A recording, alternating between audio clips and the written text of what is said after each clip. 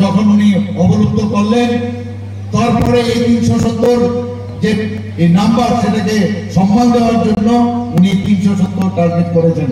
শুধু তাই নয়, উনি বলছেন আমার সাথে ভারতীয় জনতা পার্টির সাথে যারা এলাইড পার্টনার আছে তাদেরকে নিয়ে 400 উপরে এইবারের যে টার্গেট 400 উপর হবে।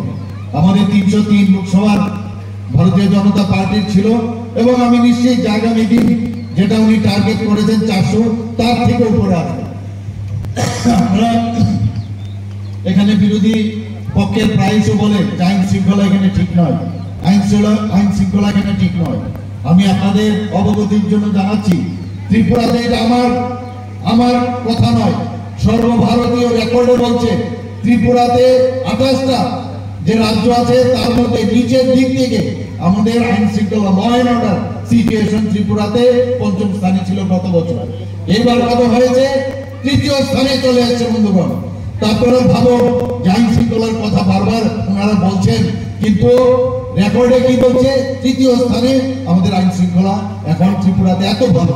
শুধু তাই নয়, আমরা গত যে 23-এর যে নির্বাচন, আমাদের অ্যাসেম্বলির যে ইলেকশন হয়েছে, ত্রিপুরার ইলেকশন মানে হইচই, গন্ডগোল, বোমাবাজি, খুন, সন্ত্রাস এইগুলো আমরা দেখেছি।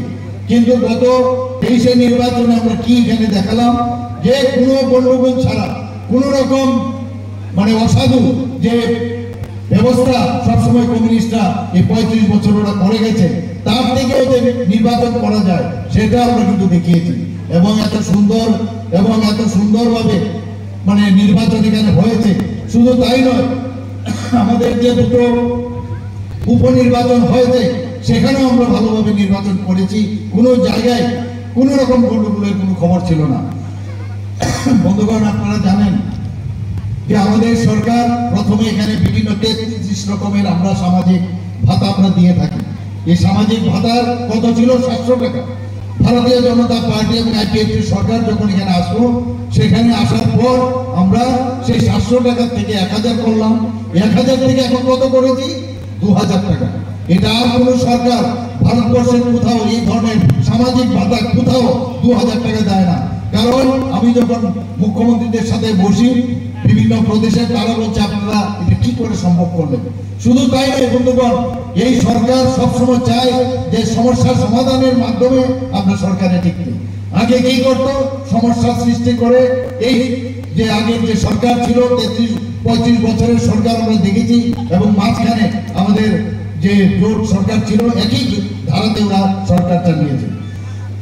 আমরা এখানে মহিলারা এখানে আছেন, আমরা বোনেরা এখানে আছেন, আমরা 33% যাতে তাদের চাকরিতে 33% রিজার্ভেশন, সেই ব্যবস্থা আমাদের এই সরকার আমাদের করেছেন। মাননীয় প্রধানমন্ত্রী যে মহিলাদের সশক্তিকরণের কথা বলেন অ্যাসেম্বলি ইলেকশনে এবং যাদের পার্লামেন্টারি ইলেকশনে, আমাদের লোকসভার ইলেকশনে, সেখানে মেয়েদের মহিলাদের যেন 33% রিজার্ভেশন থাকে তার ব্যবস্থা উনি করেছেন। আপনারা জানেন যে আমাদের অর্থনৈতিক অবস্থা যেখানে 10-12 অবস্থানে ছিল, সেখানে আজকে এখানে 5 ট্রিলিয়ন যে স্থান সেখানে চলে এসেছে। আগামী দিন হয়তো বা 3rd ট্রিলিয়নে চলে আসবে। আমাদের সরকারি কর্মচারী যারা আছেন অনেকে খালি জিন্দাবাদ জিন্দাবাদ এগুলোই তো করতো। আমরা দেখলাম সকালবেলা উঠে রাত্রেবেলা উঠে খালি জিন্দাবাদ জিন্দাবাদ করতো। তারপরে কি বলতো? 1% দিয়ে দিত।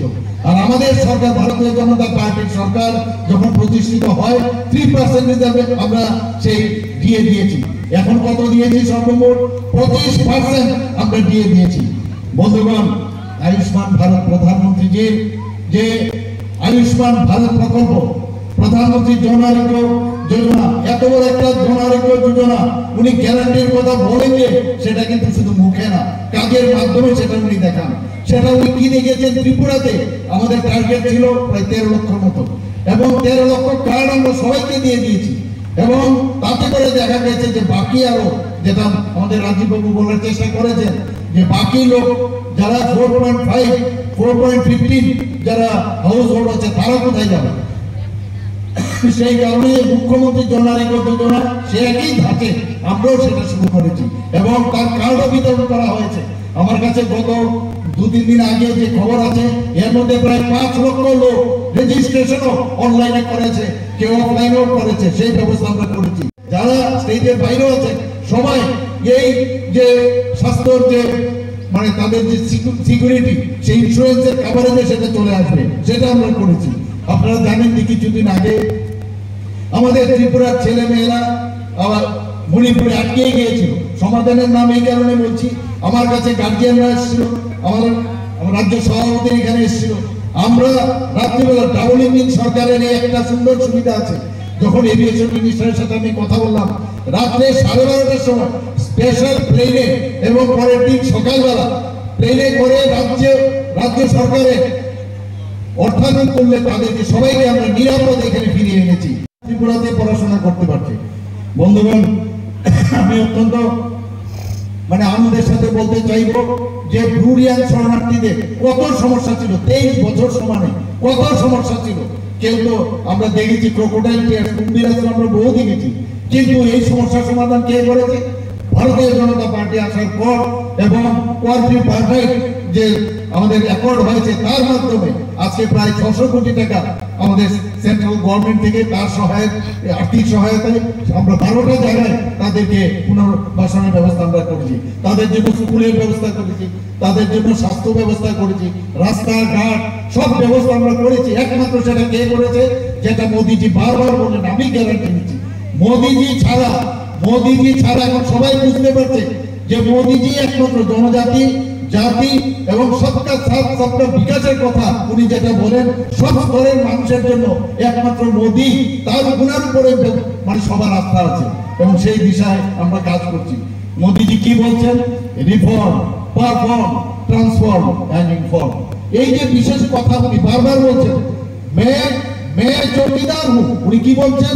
মে চৌকিদার হু, অর্থাৎ কি? এই যে একটা ছোট্ট শব্দ চৌকিদার, যে আমি নিজেও খাবো না, অন্যদেরও খেতে দেবো না, আমি সব দিকে আমি নজর রাখবো। কিন্তু আগে আমরা কি দেখতাম? সব জায়গার মধ্যে খালি সরকারি আসতেই খালি স্ক্যাম স্ক্যাম স্ক্যাম, এই ধরনের কিন্তু সরকার ছিল। কিন্তু মোদিজি বলছে না, मैं खुद भी नहीं खाऊंगा, दूसरे को भी नहीं खाने दूंगा। आज এই হিসাবে আমাদের ত্রিপুরা সরকার সেই বিষয়ে আমরা কাজ করছি। গ্রুপে ত্রিপুরাতে 2017-তে কতটা গ্রুপ ছিল? মাত্র 4000 ছিল। এখন আমাদের কত? 56,000 গ্রুপ হয়েছে। আমাদের মহিলারা এর মধ্যে কতজন যুক্ত হয়েছে? প্রায় 5 লাখের মতো মহিলা এই এসএনজি গ্রুপের মধ্যে যুক্ত হয়েছে। বন্ধুগণ, আমরা যেটা করি তাই করি। আমরা দেখেছি রাস্তাঘাটে অনেক সময় মেয়েরা, ছোট ছোট বাচ্চারা অনেক সময় টয়লেটের জন্য রাত খুঁজতে থাকে, কোথায় যাবে কোথায় যাবো, কোথাও কমন টয়লেট আছে। কিন্তু আমরা এইবার বিধানসভায় ডিসিশন নিলাম, পিঙ্ক টয়লেট। দূর থেকে দেখলে মহিলারা এবং বাচ্চারা যদি দূর থেকে দেখে না এর জন্য আমার জন্য নির্দিষ্ট আছে, সেখানে গিয়ে তারা সে পিঙ্ক টয়লেট ব্যবহার করতে পারবে। বন্ধুগণ, আপনারা জানেন যে এর মধ্যে আমরা পেপারলেস ই ক্যাবিনেট, ই বিধানসভা, ই স্টেট করেছি।